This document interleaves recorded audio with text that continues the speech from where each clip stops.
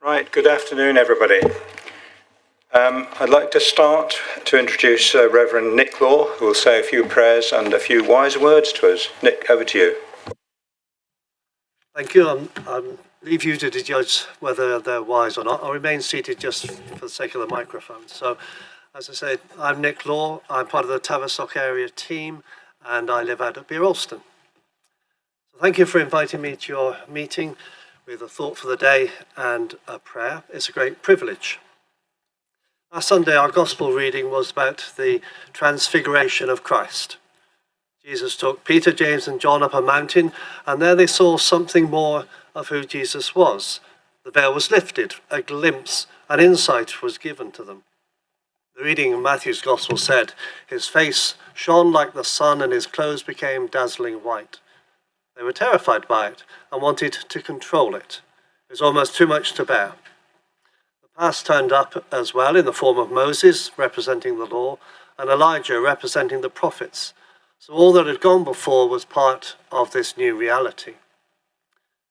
The Apostle Peter, in his usual fashion, wanted to do something, so he offered to build them some shelters. It was a simple panic reaction to a situation he'd never encountered before. From the story, I'd like to offer 3 reflections about encountering the other, or simply encountering something new. First, there is always a mountain to climb. This may be a mountain of paperwork, committee meetings, or new procedures. It may be an emotional mountain of overcoming past habits and inbuilt ideas. The second is the draw of the past, holding on to what seems to be a place of safety and the need to control the situation. It might be accompanied by words like, we always do it like this, or we tried that and it didn't work. It might be in personal situations, be accompanied by the feeling of breaking with family tradition or letting people down. The third reflection is that new things can be scary. Peter was terrified, and I don't blame him. And we, when encountering new things, can be paralyzed with fear. This is only my second time in 28 years that I've done this, and it is actually nerve-wracking. The response in the Bible story was this line. Jesus came and touched them, saying, get up, do not be afraid. New is not always better, but if we encounter it with our eyes open, and for me at least, with Jesus walking beside us, the new can become a possibility. So a short prayer as you begin your meeting. Heavenly Father, we come today asking for your guidance, wisdom and support for all involved in West Devon Borough Council. Help them to engage in meaningful discussion, allow them to grow closer and to nurture the bonds of community, and grant them insight into what new ways you may lead them in. In Jesus' name, amen.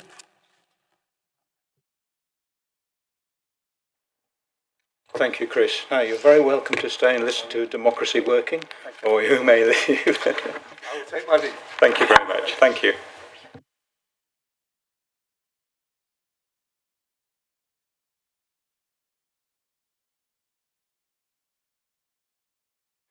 Right, item 1. It's any apologies, Mr. White? Thank you, Mr. Mayor. Good afternoon, members. We've got apologies from Councillors Kimber, Saxby, Blackman, Councillor Watts, who's on the Teams link remotely, and Councillor Greenbury-Pullen. Thank you, Mayor. Thank you. Item 2, confirmation of minutes. The one set of minutes from the 16th of December full council meeting to be approved as a true and correct record. Show of hands, all in favour of that? Thank you, members. That's clearly carried for the minutes. Thank you. Thank you.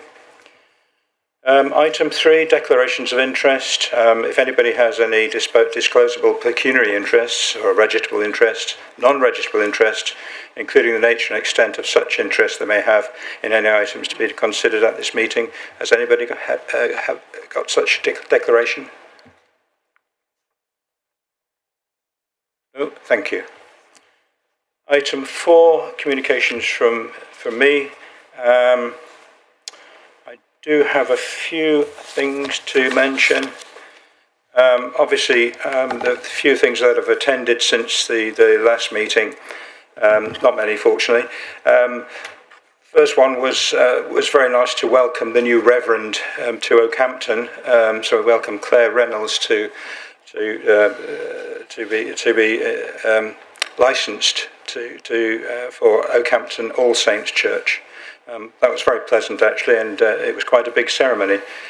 On the 27th, I attended the Holocaust Memorial Day in Plymouth, hosted by the Lord Mayor of Plymouth. And this is the anniversary of the liberation of Auschwitz-Birkenau. And we also remember the persecution and genocide in various other countries, Cambodia, Rwanda, Bosnia and Darfur. And the theme of this year was bridging generations, and it was good to see a lot of the children and younger members of our society actually being part of all that. And of course, it's a thing we must never forget. So that was a good event. Also attended a coffee morning in support of Oakhampton Library. There are a lot of you probably know there are a lot of proposals to reduce the opening hours for all Devon libraries.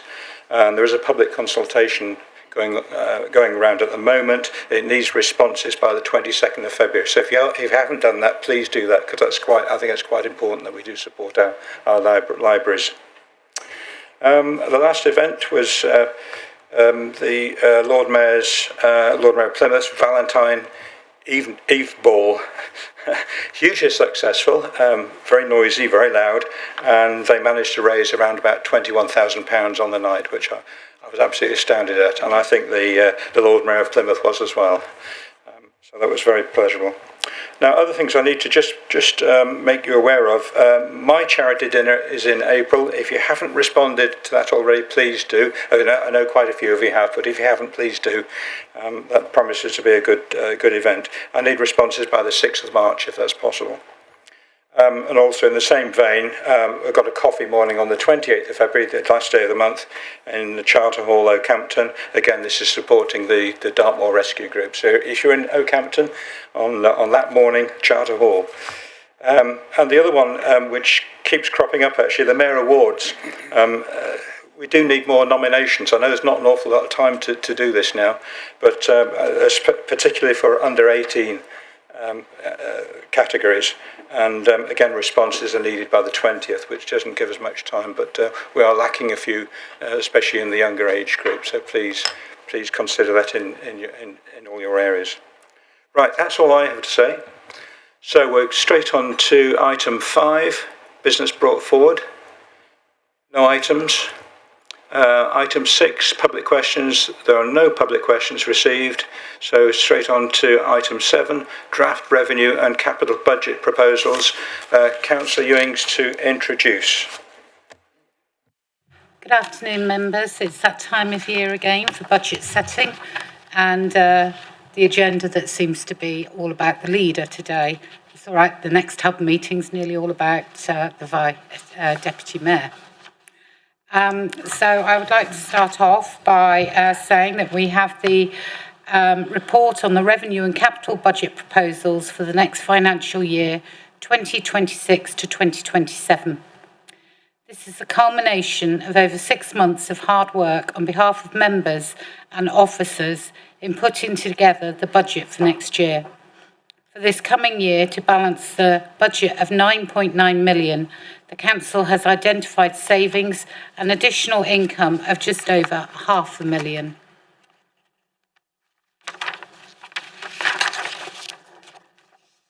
Council has faced increased costs such as temporary accommodation, inflationary increases and a reduction in income at the same time.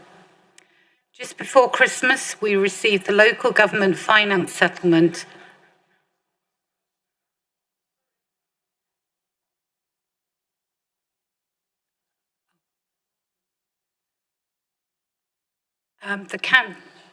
Just before Christmas, we received the local government finance settlement, and we were very disappointed by the lack of funding for rural services.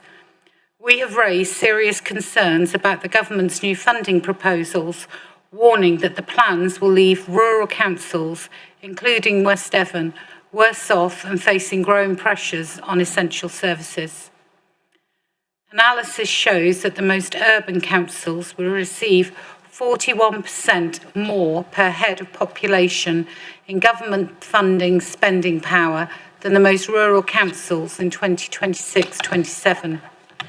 This approach is far from fair for the people and businesses who rely on services in rural communities, and the council will continue to lobby on these points over the coming months. The recommendation within this report is to increase council tax by 2.99% so that the delivery of services can be maintained. This would mean the West Devon Borough Council's share of a council tax bill would increase to £277.46 for a Band D property for 2026-2027. This is an increase of £8.05 per year, or the equivalent of 15 pence per week.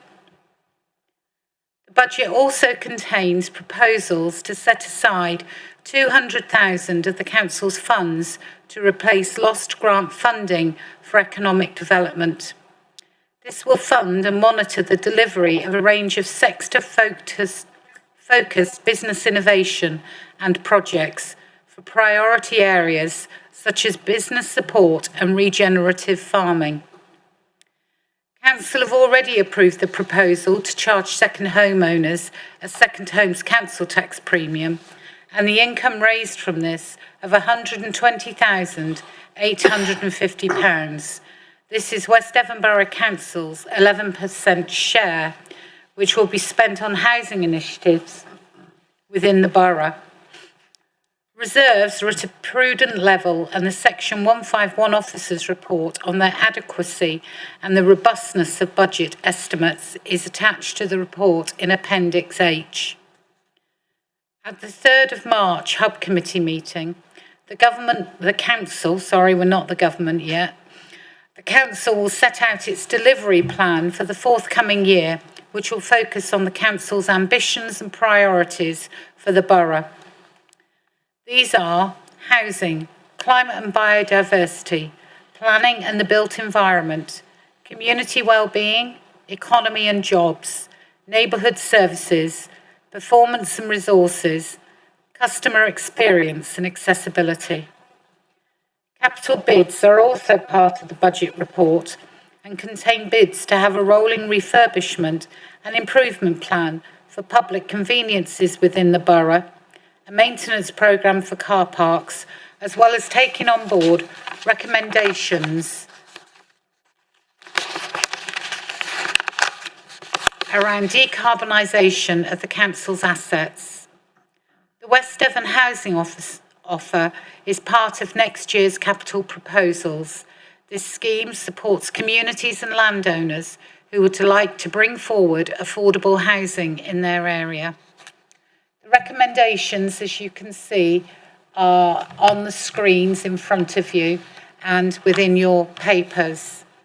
And on a personal level, I would just like to thank Mrs. Buckle, our Strategic Director of Finance, our Section 151 officer, and Mrs. Henstock, but also my huge thanks go to Councillor Edmonds for all the work that we share together. I often feel he should be doing this job, not me. But thank you, Councillor Edmonds. So, thank you very much, Mr. Mayor. Thank you, Councillor Ewington. Any questions? Councillor Cheadle. Thank you, Mr. Mayor. I note that our policy is on unearmarked reserves is to maintain a minimum of 1.25 million. And the paper explains that our unearmarked reserves on the 31st of March 2027 are likely to be 1.9 million, significantly above the minimum. My concern is that as we go into local government reorganisation, we might find that we're handing over reserves, which actually are the preserve, in my opinion, of the residents of West Devon, not a larger group. So is there a plan to produce what you might call a soft landing, so that when LGR happens, we are not funding other councils that have been less prudent than what we have. That's a good question. Councillor Ewing. Thank you, Mr. Mayor. Thank you, Councillor Cheadle.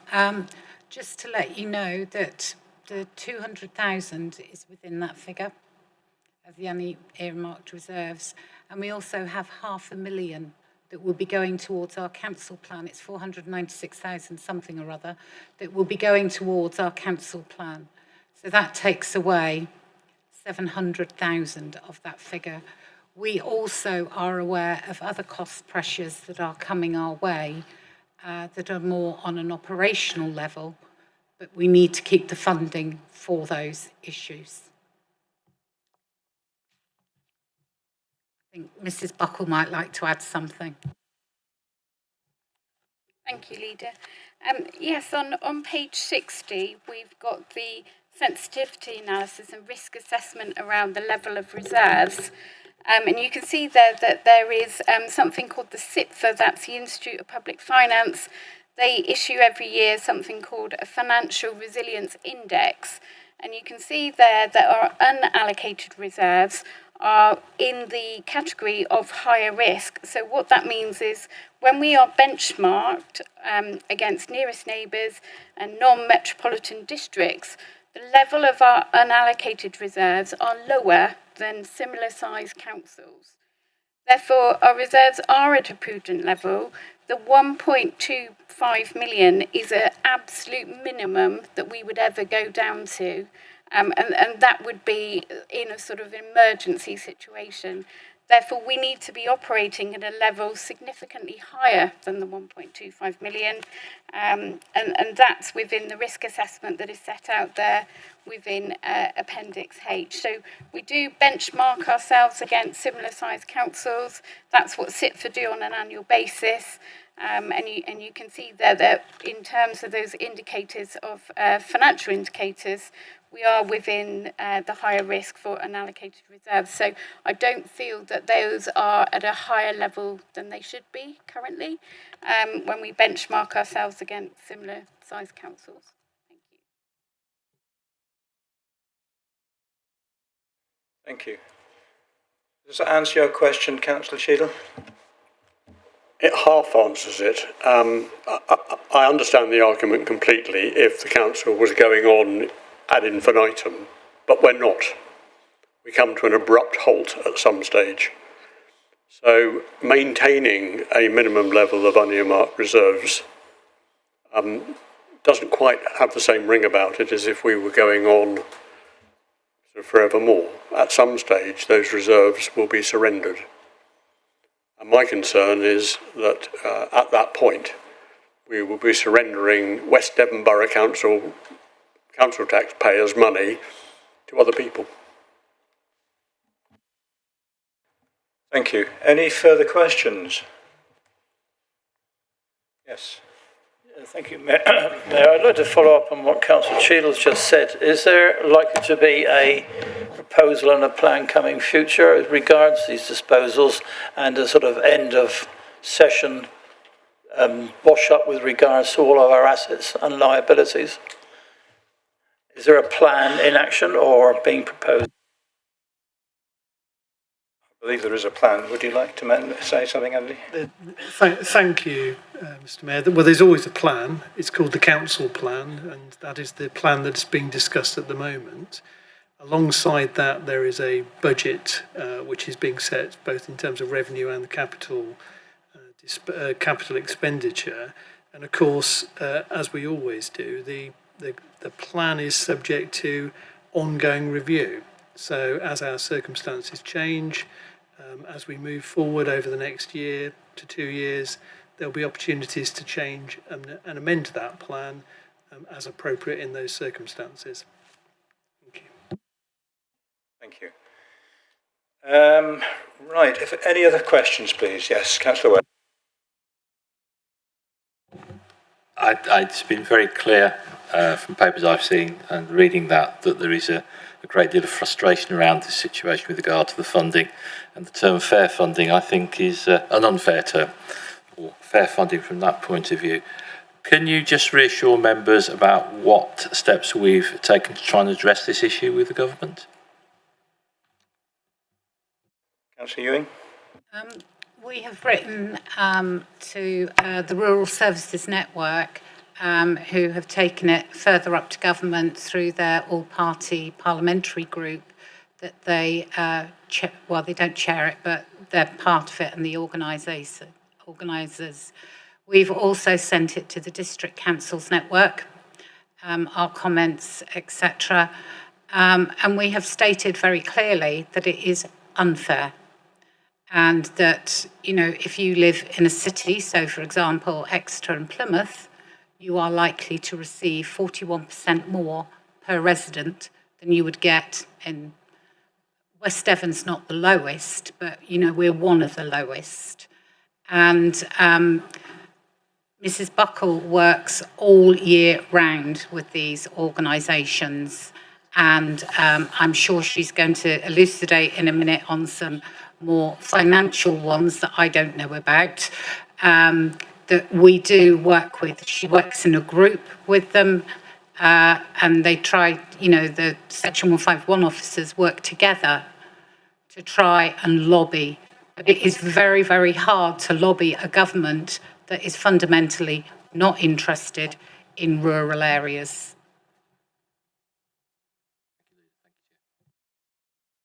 Thank you. Any further questions? In which case, Councillor Ewings, do you wish to propose the recommendations? So I would like to move the recommendations as listed out, and I think they go down a bit further, don't they? I think it's 11. Yeah. Oh, it's 12 now. I thought it was 11. The recommendations 1 to 12, we can't move them all together. Mr. White will explain that we have to move the first recommendation first, and it has to be a recorded vote. And then we will take recommendations 2 to 12 en bloc. They also need to be a recorded vote, as this is the budget setting meeting. Thank you. Thank you. So you propose? Recommendation 1 at this stage. Is there a seconder, please? Happy to second. Councillor Renders. Thank you.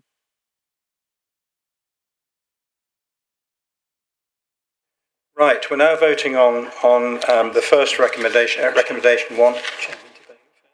Oh, right. Shall we go into debate first? Thank you. Right, is there any debate, please? Right. Councillor Jury. Thank you, Mr. Mayor, and thank you, Leader, for a really thorough explanation of what is already a very thorough document, and thank you for the team for preparing that. I'm really pleased that you raised the question of funding, because it obviously is not fair, and I think, as set out in Appendix F, our response, I'd agree with that entirely.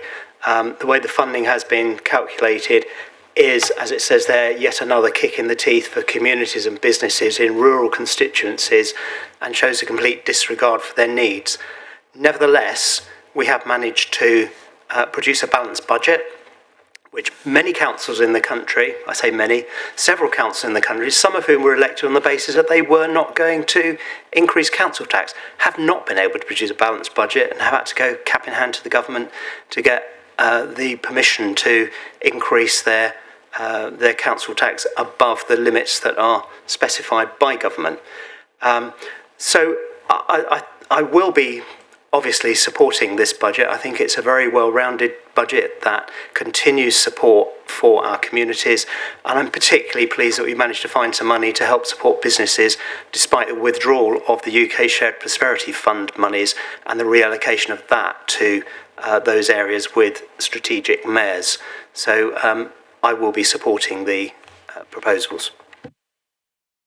Thank you, Councillor. Councillor Edmonds, please. Thank you, Mr. Mayor.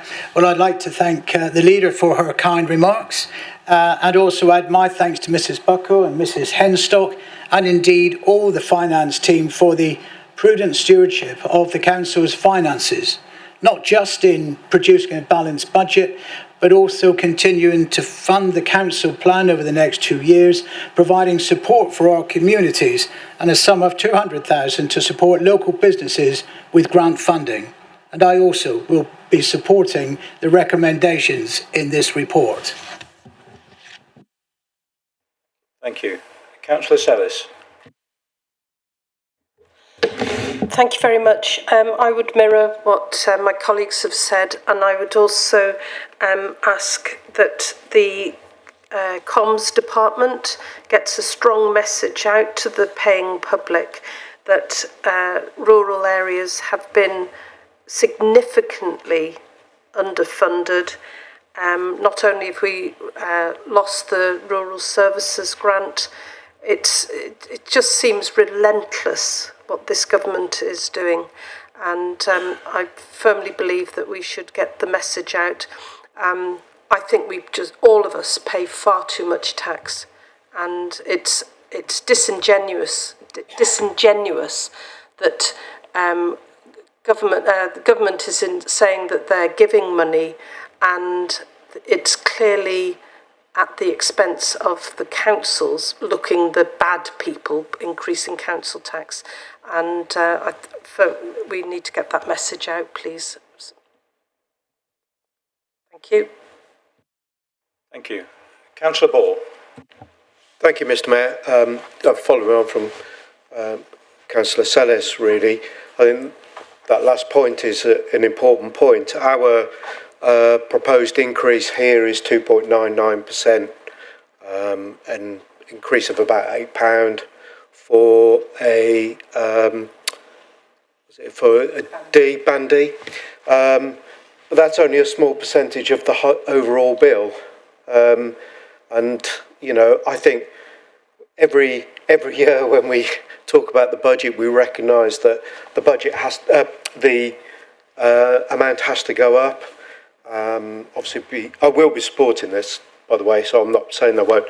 But obviously, being aware, as Councillor Sellis pointed out, there are people out there that are struggling, and you know, we're kind of, it's almost like a hospital pass from government, really, that we don't have a choice of you know, we have to put it up by the 2.99%. But of course, the overall bill for residents in West Devon, you know, there's the Devon County aspect, there's the parish aspect, fire authority, and so on, and the police, of course. Thank you. So, you know, that obviously means that the bill will increase considerably more. You know, our party is very small, but we don't have a choice. You know, I think it's been said many times before, if we don't put it up by the 2.99%, we lose that forever. So it needs to go in. But my final point, if I may, just following on from Councillor Cheadle's point, that it almost feels a bit frustrating that, you know, we're providing a budget for ourselves to run this council now, but at some point in the future, it's going to be run elsewhere and for a bigger area. And I can't help thinking, really, that rural communities like ours will only suffer. It was a point that several people made when the first announcement was made about rationalising, inverted commas, councils. The urban areas will end up getting more investment and the rural communities less so. And I don't see any change to that unless real pressure is put on government. But I will be supporting this budget for the West Devon aspect of it. Thank you, Mr. Mayor. Thank you, Councillor. Yes, Councillor Daniel.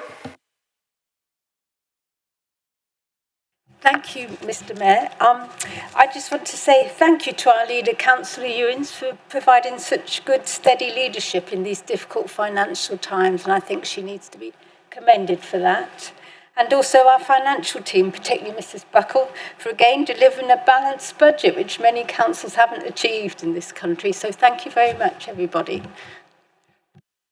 Thank you, Councillor. It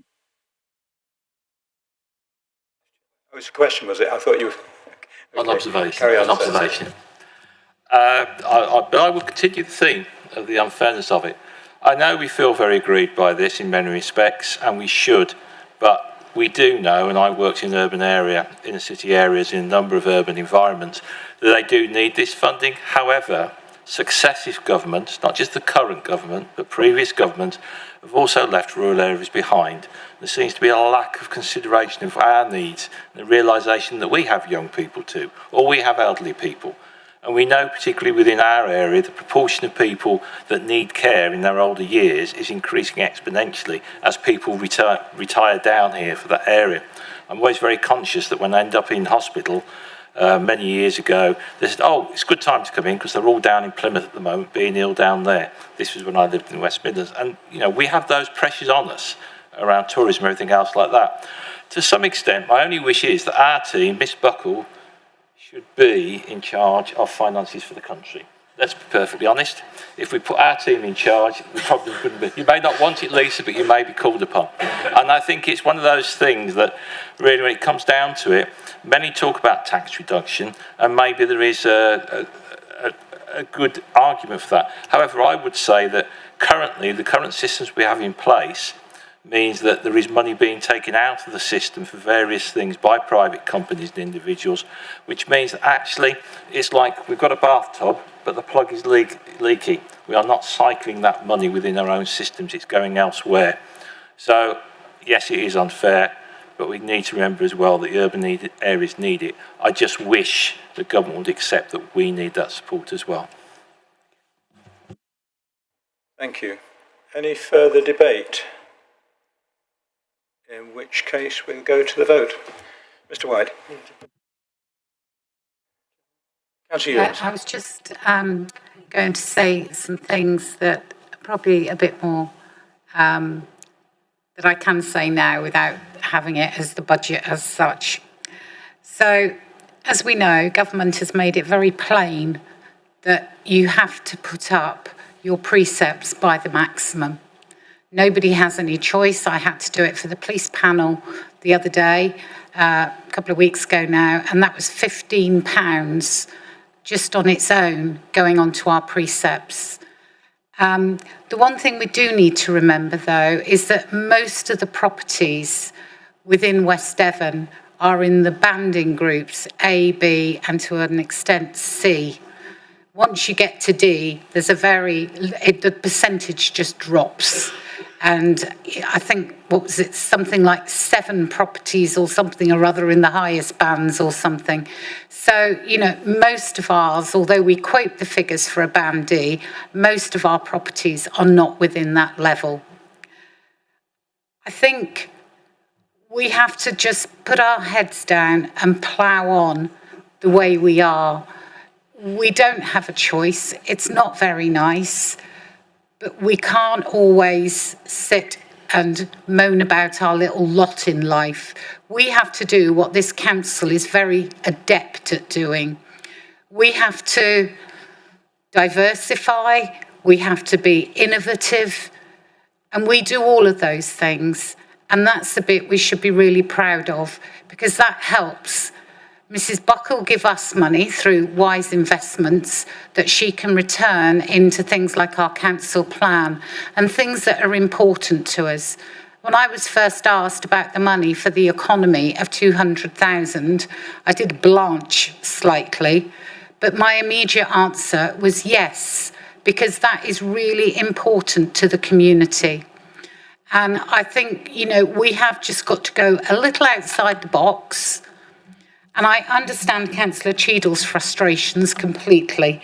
Councillor Cheadle has been letting us know for a number of years of his frustrations, but unfortunately you can't do it all at once, because there are things, you know, local government reorganisation in an ideal world would go away. And then if you've spent the reserves, you're not going to sit looking very pretty. I don't think this is going to go away. I think it is going to go ahead. The revelation yesterday about elections going ahead really says the government is serious about this. So it means we can look at our finances a bit more. The work we've done with bringing back arts grants, which we haven't had for a number of years, to bring back arts grants, to bring back an inflated budget from our paltry 30,000 to community and village halls to nearly 200,000 is incredible and something that we should all be really proud of. So thank you to everyone for your kind words and your voices of support for the budget. I do appreciate it, and I'm sure Mrs. Buckle and her team do. Thank you, Councillor Ewings. Thank you. Right, we now go to the vote on item 1 of the recommendations, and this will be a named recorded vote. So, Mr. White. Thank you, Mr. Mayor. So therefore, members, on part 1 only at this stage, Councillor Ball. For. Councillor Bridgewater. For. Councillor Casbolt. For. Councillor Cheadle. Councillor Cunningham. For. Councillor Daniel. For. Councillor Dexter. For. Councillor Edmonds. For.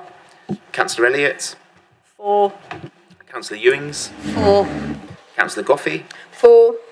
Councillor Guthrie. For. Councillor Johnson. For. Councillor Drury. For. Councillor Leach. For. Councillor Moody. For. Councillor Mott. For. Councillor Reid. For. Councillor Enders. For.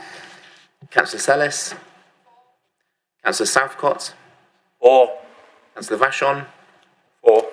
Councillor Wakeham. For. And Councillor West. For. Thank you, members. That is therefore 24 unanimous for recommendation part 1. Thank you. Thank you, Mr. White. Now we go on to part 2 to part 12. Do we need to propose that? Yeah. Okay. So, Councillor Ewing, would you like to propose that? I would like to propose that we move the recommendations number 2 to 12 en bloc in a recorded vote, please. Thank you. And a seconder? I'll be the second. Mr. Enders, thank you very much. Right, same again, thank you. Mr. White? Thank you, Mr. Mayor. So for parts 2 to 12 inclusive, Councillor Ball. For. Councillor Bridgewater. For. Councillor Casbolt. For. Councillor Cheadle. Councillor Cunningham. For. Councillor Daniel. For. Councillor Dexter. For. Councillor Edmonds. For. Councillor Elliott. For. Councillor Ewings. For. Councillor Goffey. For. Councillor Guthrie. For.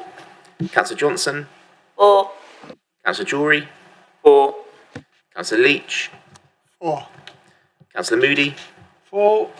Councillor Mott. For. Councillor Reid.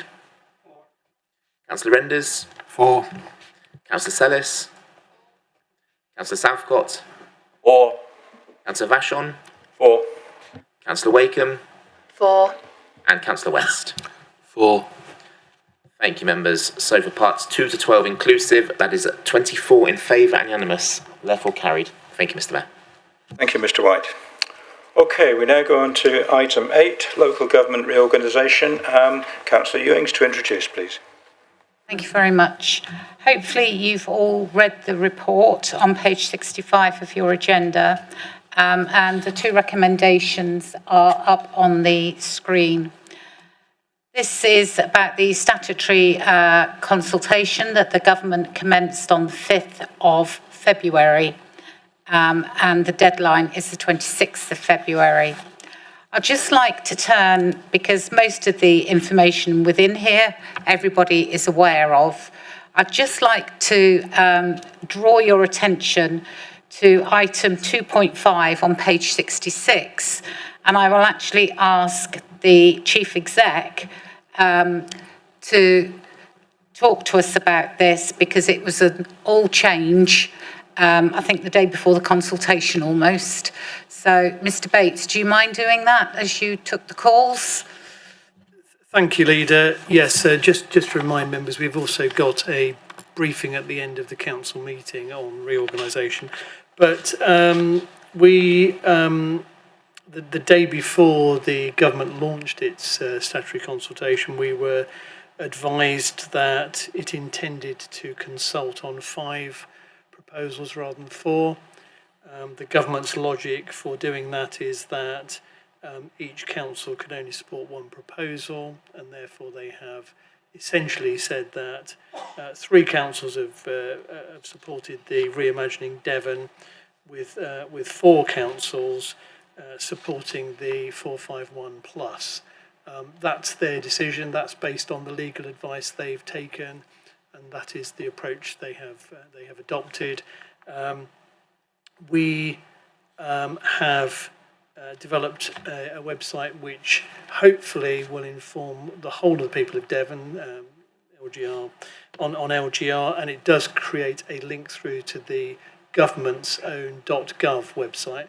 What I would say is that, for obvious reasons, the government has not numbered or labelled in any way the proposals, as they don't want to signify any form of preference.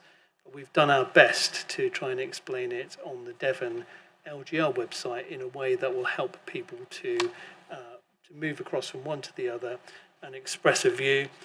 The report also sets out the considerable work that we've done so far, and we plan to continue to do to inform residents, communities of the proposal. Thank you, Leader.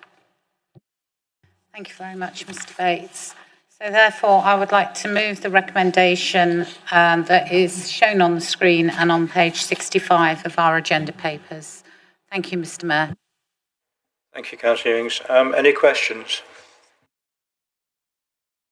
Should I just second first before you? Councillor Ball. I'm sure it was a slight omission, but you referred to the end of the consultation, the 26th of February. I believe it's March.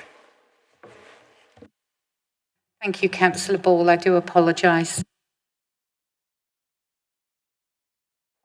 Any further questions? Councillor Reid. Thank you, Mayor. Yes, I recall clearly the vote we had previously to adopt the 451 model. Is that model still open to amendment and change during this process up to the end of March from within? Is it something where we can modify it, add to it? Is it locked in stone? So, Chairman, if you'd like me to, sorry, Mr. Mayor, if you'd like me to, it is indeed final. Our proposition is final. The government will have to now take on board the views and opinions in response to the consultation. It will then decide which of the proposals becomes its preferred option, but on the basis that they have been submitted, rather than with further additions, adaptations or amendments. Thank you, Mr. That's a supplementary to that, in which case the public engagement we are seeking on this matter, the opinions that we might receive from the public, what will happen to them and how will it inform or amend any other process? Mr. Bates. So it's the government's consultation. It's for them to decide how they take on board the views and opinions of statutory consultees, residents and communities. They will do that in whichever way they see fit, and they will then indicate which of the which of the proposals is their preferred option. Any further questions? Councillor Dexter. Just for the sake of clarity, are they asking, if you like, to make a choice between the 5 that's put forward, or presumably they have the freedom to choose whatever hybrid they like as a result of the consultation? I'm a little bit confused about that, Chair. So, as I understand it, they will choose between the proposals that have been submitted. There is some confusion, I think, about the fact that the proposals as submitted, some of them included potential modifications. The way in which the government has chosen to carry forward its statutory consultation is on the basis of those modified proposals. So So you'd have to ask the government's legal team, I think, to get a definitive position on it. Thank you. Thank you. Any further questions? In which case, I think we proposed and seconded that, didn't we? So actually, we're going to debate now. So is there any debate, please?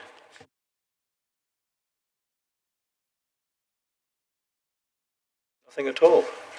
Amazing. Good. Thank you. Right. Do you want to say any further, Councillor Ewings? No, we could just move to the vote, I think, Mr. Mayor. Thank you. In that case, we go to the vote. Mr. White. Thank you, Mr. Mayor. All in favour, please show. That is 24 unanimous. Thank you, Mr. Mayor. Thank you, Mr. White. Right, item 9, Scheme of Members' Allowances Review. Councillor Ewings again. Price. This is the Scheme of Members' Allowances Review that took place a few weeks ago. A survey was sent out, and really disappointingly, 3/4 people actually responded. So to me, that surmises that 28 members are really happy with their allowances.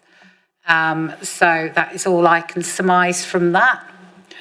So we've gone through it. There are a couple of amendments, and they are shown within the recommendation as on page 69 of the papers and on screen. And I would like to propose the recommendation, please. Thank you. You wish to second that, Councillor Renders? Please, I'll second. Thank you. Thank you. Any questions, please? No, we all seem to be happy with that. Okay, it's going to the vote now, isn't it? Is there any debate? Sorry, Councillor. Thank you, Mr. Mayor. I just want to say I think it isn't so much lack of interest as knowing that this council is finite, that we're facing the end, and perhaps people think, well, we'll stay as we are until something new comes along. That would be my view, rather than being apathetic. Thank you. Yes, I agree with that. Oh, it's Councillor Jory. Thank you, Mr. Mayor. I'd just like to say I entirely agree with the proposal that's being put forward.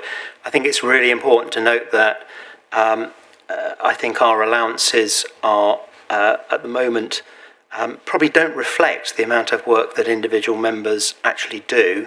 I think we do want to be in a position where we attract people into the role of being councillors, particularly younger people. And I think, therefore, we have to do what we can to try and make the scheme of allowances, which after all really just returns people expenses that they would probably be out of pocket, certainly if they would be working rather than being here enjoying this meeting today.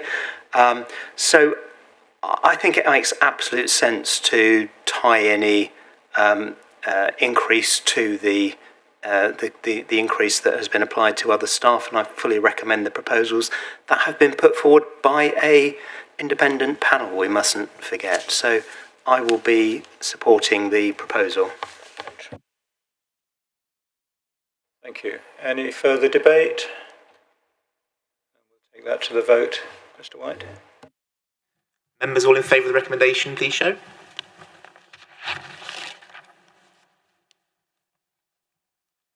That's 23 in favour. Thank you, Mr. Mayor. Any against? Any abstentions? We've one abstention. So that's therefore carried. Thank you, Mr. Mayor. Thank you very much, Mr. White. Right, item 10 is the draft calendar of meetings. Councillor Ewings to introduce. Thank you very much, Mr. Mayor. This is just our usual setting of the draft calendar of meetings for the year 2026-2027. It's had a few of us cast a very firm eye over it, so we now have no meetings in August, and I think we don't have any meetings during a half term or something. that we looked at. So I would just like to move the recommendation as set out on page 101 of our papers and on the screen. And I think that's about it, really. Thank you. Thank you. Councillor Renders. Second. Thank you. Any questions? No. Okay. Any debate? No. Fine. And we go to the vote, please. Thank you, Mr. Mayor. Therefore, all in favour of the recommendation on the screens, please show. That is unanimous. Thank you, Mr. Mayor. Thank you, Mr. White. Right, item 11, questions on notice. There are no questions on notice received from members. Item 12, motions on notice. There are no motions on notice received. I have that twice. Oh, questions and no motions received from members. Item 13, committee minutes. Audit and Governance Committee meeting. Councillor Dexter. I move that the minutes of the meeting of the Audit and Governance Committee held on the 2nd of December 2025 be received and noted. They are minutes AC 2525 to AC 3225 and can be found between pages 107 and 110 of the agenda papers. Could I have a seconder, please? So Councillor Johnson, thank you. That is noted, thank you. The Development Management and Licensing Committee meeting, Councillor Cheadle. Thank you, Mr. Mayor. I move that the minutes of the meeting of the Development Management and Licensing Committee held on the 13th of January 2026 be received and noted. They are minutes DMNL 3725 to DMNL 4325 and can be found between pages 111 and 118. Can I have a seconder, please? Second. Councillor Guthrie, thank you. All noted, Mr. White. C, Overview and Scrutiny Committee meeting, Councillor Cunningham. Thank you, Mr. Mayor. I move that the minutes of the meeting of the Overview and Scrutiny Committee held on the 20th of January 2026 be received and noted. They are ONS 22/25 to ONS 30/25 and can be found between pages 119 and 123 of the published agenda papers. Can I have a seconder, please? Happy to second. Councillor Wakeham, thank you. Finally, the Hub Committee meeting, Councillor Ewings. Thank you very much. I move that the minutes of the meeting of the Hub Committee held on the 27th of January 2026 be received and noted, with the exception of minute HC 6925. They are minutes HC 6025 to HC 7125 and can be found between the pages 125 and 131 of the published agenda papers. May I have a seconder, please? Councillor Ewings, thank you. In respect of recommendation HC 6925, I propose the following. That Council be recommended to 1. Adopt the updated safeguarding policy as set out at Appendix A of the published Hub Committee Agenda Report, and 2. Introduce a voluntary disclosure and barring service check for all West Devon Borough Council elected members in accordance with best practice. Thank you, Mr. Mayor. Thank you. Do we take that? Can I have a seconder, please? Just a point, Councillor Renders is saying that I should have moved on the minutes first and then do the Mr. White's fine with it. Stop fretting. It's fine. The minutes are noted, thank you. So you want to second that? Thank you, Councillor Renders. Okay. Sorry?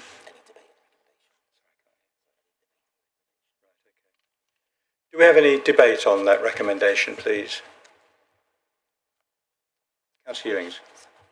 I would like to say that with regard to the safeguarding policy, I think it is absolutely brilliant that we have introduced this. It is something that I have been saying we need for over 20 years. I would like to thank the hub member with the portfolio for communities has Councillor Elliott worked unstintingly with Mrs. Blake to get this right. It's been through quite a few iterations, and it was determined that it would not be a weighty tome, that it would be a readable document. Another thing I've always said that I think we need is disclosure and barring service, that we should all be checked. Personally, I think we should all be checked when we're first elected. And I know with this service, it is only as good as the day it is checked.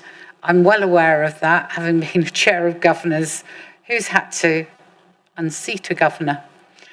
So it is very important that members are happy to do this. We do talk to members of the public. We do go into people's homes, and we do get told things sometimes that are real safeguarding issues that we maybe, have to report to county or whatever.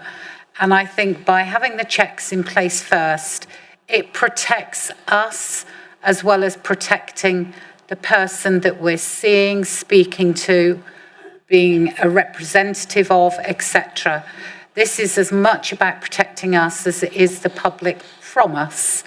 So I would really hope that everybody in this room, A, feels able to support the policy, but B, more importantly, will let their names go forward to actually have a DBS check. Thank you, Mr. Mayor. Thank you, Councillor Ewings. Any further debate? Sorry, Councillor Cheadle. Just a question of clarification. Many of us are members of organisations which already, I am DBS cleared because of the charity I work with. Is this another check, or if you're already DBS cleared, is that it, as it were? As far as I know, because at one time I had about 4 DBS checks, and I know that taxi drivers in particular, they can end up having loads of them because of the children they take to school, etc. You have to have one for whatever authority. So you have to go through, so you could be collecting them, Councillor Cheadle. Thank you. I think we have a legal opinion on that. Thank you.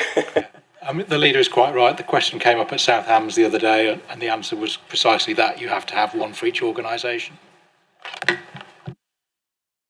Thank you. Any further debate? In which case we take a vote on that. Mr. White. Thank you, Mr. Mayor. Therefore, members are all in favour of the 2 recommendations on the screen. Thank you.